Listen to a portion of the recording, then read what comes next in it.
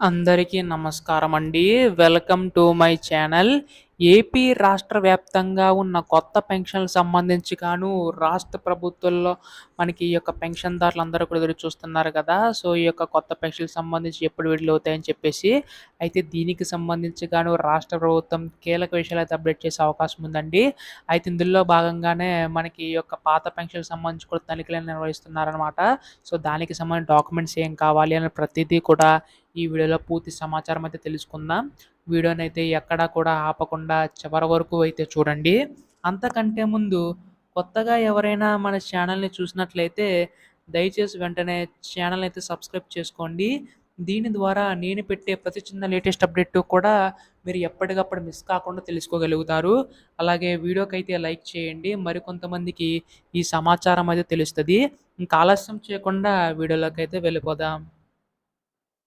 So, ప్రస్తుతం ఏపీలో కొత్త పెన్షన్‌లకు సంబంధించి చూసుకున్నట్లయితే మనకి 50 ఏళ్ల పెన్షన్ ఇస్తామని చెప్పేసి అన్నారు కదా! అయితే ఇందులో కూడా ముఖ్యంగా చూసుకున్నట్లయితే పాత పెన్షన్‌కి సంబంధించి అదే విధంగా ఇచ్చే అవకాశం ఉందండి. అయితే ఇప్పుడు పాత పెన్షన్‌లో కూడా చాలామంది అనర్హులున్నారని చెప్పి రాష్ట్ర ప్రభుత్వం గుర్తించి తనిఖీలు అయితే నిర్వహించడం అయితే స్టార్ట్ చేసింది కదా! ఇప్పటివరకు కూడా 2,00,000 తనిఖీలు నిర్వహించడంలో అందులో 40,000 వరకు కూడా బోగస్ పెన్షన్‌లు ఉన్నాయని తెలియడం అనేది జరిగిందండి. సో, మిగిలిన వారికి కూడా తనిఖీలయితే నిర్వహించబోతుందనమాట రాష్ట్ర ప్రభుత్వం. అందులో కూడా మనకు దివ్యాంగుల పెన్షన్ ఎక్కువ రూ. 6,000 తీసుకుంటున్న వారైతే ఉన్నారన్నట్టుగా చెప్పారండి. అంటే రూ. 15,000 పెన్షను, రూ. 6,000 పెన్షన్ ఎవరైతే తీసుకుంటున్నారో సో, వారికి సంబంధించి ముందుగా తనిఖీలు నిర్వహించే అవకాశం ఉందనమాట. అయితే ఇందులో కూడా సదరన్ సర్టిఫికేట్ అయితే ఉంటుందండి.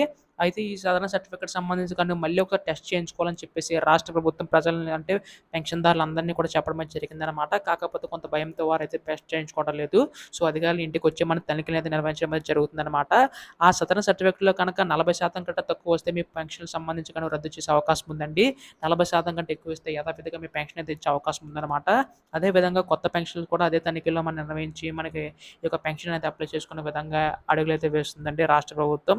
సో, ప్రస్తుతం దీనికి సంబంధించి మనకి త్వరలో అప్డేట్ వచ్చే అవకాశం ఉందనమాట. కొత్త పెన్షన్ సంబంధించి ఎటువంటి చిన్న లేటెస్ట్ అప్డేట్ వచ్చినా మీరు ముందుగా తెలుసుకోవాలనుకుంటే ఛానల్ అయితే సబ్స్క్రైబ్ చేసుకోండి. ధన్యవాదములు. జై హింద్.